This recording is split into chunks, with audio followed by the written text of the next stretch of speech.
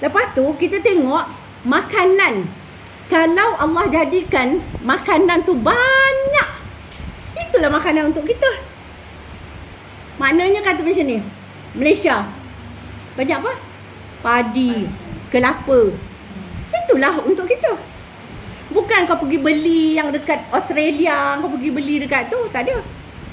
Apa yang banyak di bumi kita adalah untuk kita. Jadi kena faham bahawa benda-benda yang ada ditanam dekat bumi kita, dekat tanah kita, itulah yang paling sesuai untuk kita. Jadi kita ni suka ikut-ikutan. Bila kita suka ikut-ikutan kan, orang lain kata tak boleh makan nasi. Yang tok nenek kau daripada zaman dulu-dulu sekali lagi dia makan nasi, tak ada apa-apa penyakit. Penyakit kau orang sebab kau gemuk. Kan? Sebab kita kurang tenaga, kurang ni makanan semua kan. Tak ada, nasi tu memang untuk kita makan. Masalahnya kau makan nasi, kau yang tak bergerak. Itu je. Bukan salah nasi tu. Sekarang beli apa?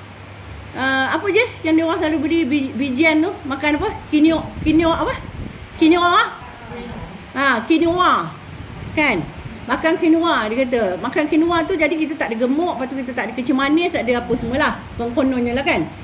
Quinoa tu tak ada apa kita tengok. Berapa kawasan tanam quinoa? Tak ada. Dekat mana dia? Semua dekat tempat lain.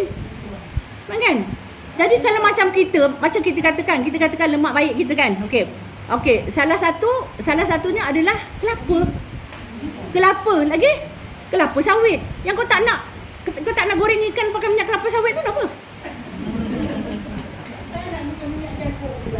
Nak pakai minyak jagung tu, minyak jagung lah, minyak apa tu, benda-benda yang tak elok yang dekat luar negara tu semua dia hantarnya dekat sini.